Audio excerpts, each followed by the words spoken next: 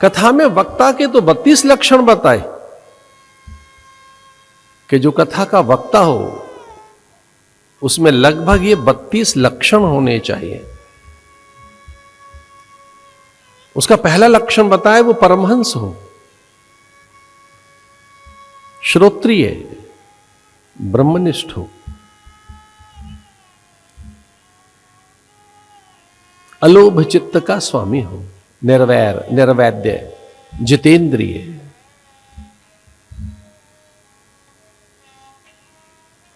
अकाम, आप्तकाम, पूर्ण काम, निष्काम, वीतराग,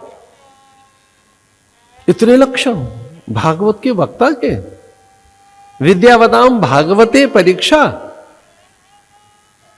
हमारे महापुरुषों में ऐसा कहना है कि विद्वान की परीक्षा केवल भागवत में होती है, कि व्यक्ति कितना विद्वान है, कितना अध्ययनशील है, उसके चिंतन, अध्ययन, अनुभूति, उसकी विद्या,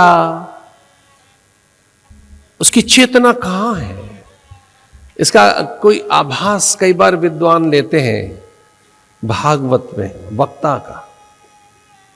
पर हम यूं ऐसे किसी को क्यों जज करें? हम क्यों किसी के बारे में कितना पूछें कि ये जो गुड़ देने वाला व्यक्ति है कैसा है? हम तो गुड़ से काम चलाएं। औषधि जो दे रहा है वो कैसा है? व्याधि काल में तो औषधि की चिंता करता है व्यक्ति। औषधि कौन दे रहा है? अंधकार में तो दीप चाहिए अथवा प्रकाश। कौन दीप लिए घूम रहा है? ना ना ना। पर फिर भी ऐसे मैंने एक बात कही कि भागवत के लिए 32 लक्षण वक्ता के, श्रोत्रिय, ब्रह्मनिष्ठ, आप्तकाम, पूर्णकाम, निष्काम, वीतराग, जितेंद्रिय, अलोभ चित्त का स्वामी, ईर्षा असूया न हो, उसके पास राग द्वेष न हो, अस्मिता बोध न रहे, किंचित क्लेश मन में न हो, समाधिष्ठ हो, समतावादी हो। उनके लक्षणों पे चर्चा नहीं करेंगे, हम तो श्रोता के लक्षण की बात कहेंगे। सुनने वाले में क्या लक्षण हो? सुनने वाले की योग्यता क्या है? श्रीमद् भागवत के लिए एक ही योग्यता है, बस विश्वास पूर्वक सुनना है और कुछ नहीं। आपको श्रद्धा पूर्वक सुनना है। कोई नियम, व्रत, उपवास, कष्ट साध्य अनुष्ठान नहीं करने। सहज, शांत, स्थिर होकर, बहुत स्थिर होकर, शांत होकर, और स्थिर होकर बैठ जाओ, सीधे बैठ जाओ, आराम से बैठ जाओ, मेरुदंड सीधा करके बैठिए, प्रसन्न होकर बैठिए, थोड़ा सहज होकर बैठो, शांत होकर बैठो। मन से कहो कि वो स्मित होकर बैठे, मुस्कुराता हुआ बैठे।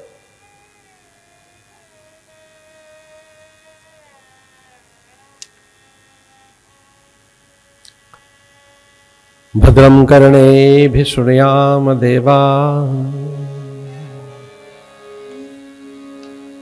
सुनने के लिए उत्सुक हो हम, जो भद्र है, दिव्य है, अनुपम, उदात्त है, महनीय और कल्याणकारी है। जितने साधन हैं आध्यात्मिक, उनमें पहला साधन श्रवण है। सभी मत, पंथ, संप्रदायों में कोई पहला साधन है तो वो श्रवण है। श्रवण, श्रोतव्यो मंतव्यो, जो निधिध्यासन है, आचरण है, वो अंतिम साधन है।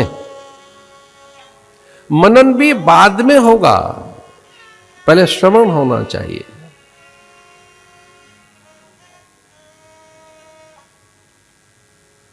एकाग्र चित्त से, शांत, निर्वैर, निर्वैद्य होकर अगर ये सुन ली जाए कथा, तो ये भवसागर से पार करती है कथा, ये भव रोग से तारती है कथा। और भव रोग का नाम है, भव संसार को कहते हैं।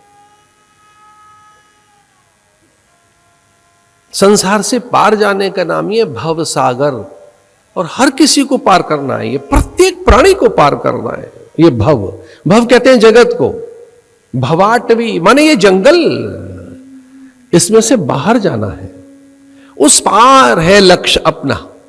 भवाटवी माने जंगल, और उस पार है, और अकेले जाना है। वहां कोई पता नहीं पथ प्रदर्शक होगा कि नहीं, मार्गदर्शक होगा कि नहीं, पता नहीं किस दिशा में भटक गए, पता नहीं किस ओर चले जाए। सुंदर फल देकर, फूल देकर, आकर्षण देकर, प्रलोभन देकर, सम्मान और सुख की चाह में कितने बार भटकता है व्यक्ति। इस दिशा से चलें, इसी दिशा में तो सुख है, सम्मान है, आदर है, पद है, प्रतिष्ठा है, लोक ख्याति है। ऐसा ऐसा ऐसा करने से सम्मान मिलेगा, ऐसा ऐसा ऐसा करने से सुख मिलेगा। भवाटवी व्यक्ति सुख, सम्मान, आदर के लिए, प्रतिष्ठा के लिए, चर्चित होने के लिए, ख्यात होने के लिए, विख्यात होने के लिए, स्वामित्व के लिए, प्रभुत्व के लिए, वर्चस्व के लिए, नेतृत्व के लिए। अरे क्या युग है जो दिखने में नहीं आ रहा है। ये सब है पर नेतृत्व करना हमको, तो सब है अपने समूह का स्वामी बनना है अपने को, तो है तो सब पर प्रभुत्व हो चाहिए, आधिपत्य चाहिए है, पर अपना मोहल्ले में वर्चस्व नहीं है, प्राधान्यता चाहिए अपने को, तो प्राधान्यता, प्रमुखता, एक अलग अलग, थोड़ा सा अलग आदर चाहिए। तो हम क्या करते हैं, उस भवाटवी में इधर उधर हो जाते हैं, तो हमारा तो ध्यान ही बदल गया पूरा।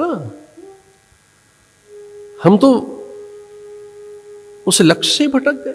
अब जीवन का लक्ष्य केवल यही है कि बहुत आदर मिले, सुख मिले, सम्मान मिले, प्रतिष्ठा मिले, हम चर्चित हों, विख्यात हों, कीर्ति का विस्तार हो, बहुत वाहन हो, भवन बड़ा हो, अट्टालिकाएं हो।